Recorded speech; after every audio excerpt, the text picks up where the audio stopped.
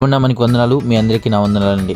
ప్రభు మనకి ఈరోజు ఇచ్చిన వాగ్దానం కీర్తనల గ్రంథము 32వ కీర్తన మొదటి చరణము. తన అతిక్రమలకు పరిహారం నందువాడు, తన పాపమునకు ప్రాయశ్చిత్తం నందువాడు ధన్యుడు. Praise lord. ఈరోజు ప్రభు మనకి స్పష్టంగా మనతో మాట్లాడుతున్న మాట ఏంటంటే అతిక్రమములు అని అంటే బైబిల్ గ్రంథంలో స్పష్టంగా చెప్తున్న మాట ఏంటంటే ఆజ్ఞ అతిక్రమమే పాపము.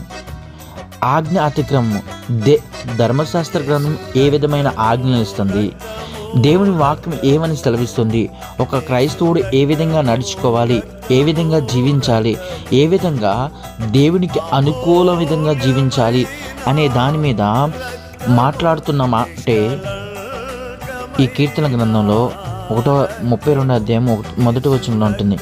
ఏమనంటే అతిక్రమలకు పరిహారం నందువాడు. ఏమి అతిక్రమం చేస్తున్నావు? ఆజ్ఞ అతిక్రమమే పాపం అంటున్నావు కదా, ఏమి ఆజ్ఞను తప్పిపోతున్నావు? దేవుడు స్పష్టంగా చెప్తున్నాడు. బైబిల్ గ్రంథంలో అంతట్లో రెండే ఆజ్ఞలు ఇమిడి ఉన్నాయంట. ఒకటి, నీ పూర్ణ హృదయంతో నీ దేవుడైన యెహోవాను సేవించి. రెండో ఆజ్ఞ, నిన్ను వలె నీ పొరుగు వారిని ప్రేమించమని. ఈ 2 ఆజ్ఞలు చాలా ప్రాముఖ్యంగా యేసుక్రీస్తు ప్రభువారు వాక్యాన్ని ఎక్కువగా ఎత్తిపెట్టింది ఈ 2 మాటలే.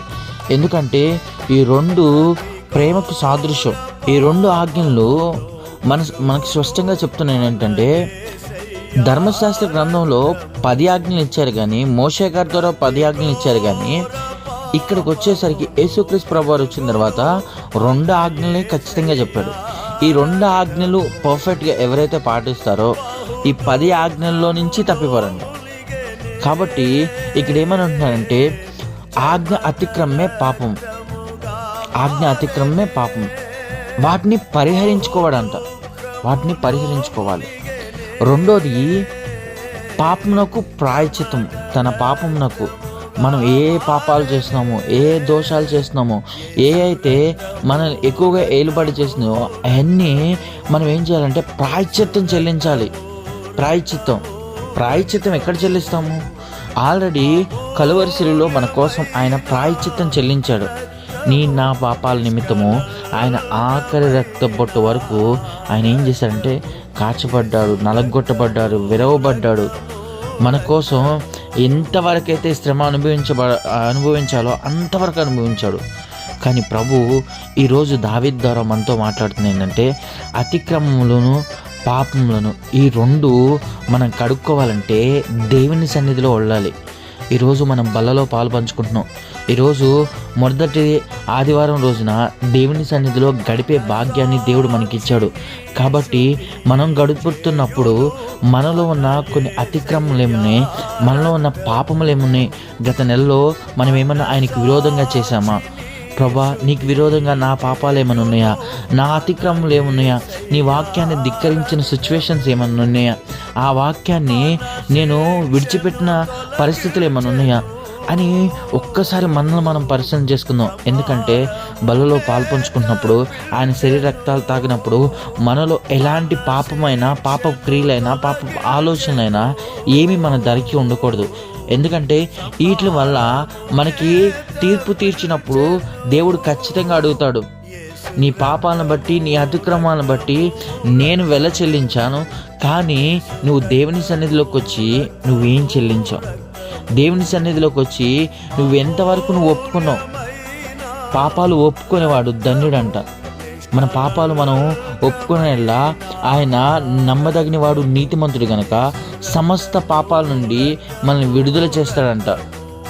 ఇక్కడే రోమాపత్రిక 4వ అధ్యాయం 7వ వచనంలో కూడా స్పష్టంగా పౌలు గారు చెప్తారు.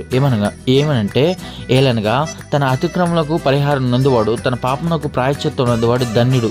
ప్రభు చేత నిర్దోషిని ఎంచబడినవాడు ధన్యుడు. ఈ ధన్యవచనము సూచన సున్నతి గల వారిని గూర్చి చెప్పబడిందా, సున్నతి లేని వారిని గూర్చి కూడా చెప్పబడిందా? అబ్రహాము యొక్క విశ్వాస మతానికి నీతి అని ఎంచబడుచున్నది కదా.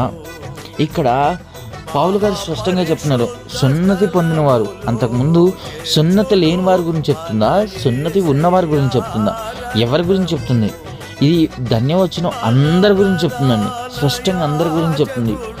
ఎవరైతే అబ్రహాము విశ్వాసులకు తండ్రి అని నేను అబ్రహాము కుమారుడిగా విశ్వాసాన్ని కట్టుకుంటావో, నువ్వు కట్టుకున్నప్పుడు దేవుడు ఏం చేస్తాడంటే నీ స్థితిని, నీ పరిస్థితిని ప్రతిదీ గమనించిన దేవుడు నిన్ను ఒక ధన్యకరమైన జీవితంలోకి నడిపిస్తాడు.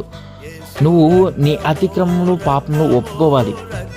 నువ్వు ఇంట్లో శ్రమే ఉండొచ్చు, బయటే శ్రమే ఉండొచ్చు, వీటిని బట్టి కాదు. కానీ బైబిల్ వాక్యం స్పష్టంగా ఏం చెప్తుందంటే ఆత్మను రక్షించుకొని ఆత్మ సంబంధమైన దాని మీద ఎక్కువగా ఫోకస్ చేసే విధంగా మనల్ని పురుకొల్పుతుంది.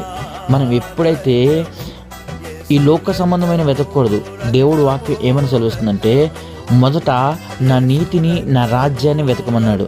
ముందు ఆయన నీతిని ఆయన రాజ్యాన్ని ముందు వెతికే వారంగా, ముందు పెట్టే వారంగా మనం ఎప్పుడైతే ఉంటామో మనం ఈ ధన్యకరమైన జీవితాన్ని మనం పొందుకుంటాం. అంతేగాని ఎప్పుడు చూసినా మన శ్రమలు, ఎప్పుడు చూసినా మన వేదనలు, ఎప్పుడు చూసినా మనకు వచ్చే ఇబ్బందులు వీటిని కాదు, మొదట మన ఆయన నీతిని ఆయన రాజ్యాన్ని వెతకాలి. దేవుడు అట్టి కృపతో మనల్ని నింపుదల చేయాలనుకుంటున్నాడు, అట్టి జ్ఞానంతో మనల్ని నింపుదల చేయాలనుకుంటున్నాడు. కాబట్టి ఈ వాక్యం వింటున్న మా జీవితంలో ఈరోజు దేవుని సన్నిధిలో గడుపుతున్న మనం ఏవైతే అతిక్రమాలు ఉన్నాయో, ఏవైతే పాపాలు ఉన్నాయో అవి సమస్తాన్ని దేవుని సన్నిధిలో విడిచిపెడదాం. నూతనమైన జీవితాన్ని, ఈ నూతనమైన ఆశీర్వాదాన్ని ఈ నెలలో మనందరం పొందుకుందాం గాక. అట్టి కృపని దేవుడు మనందరికీ దయచేయను గాక. ఆమేన్.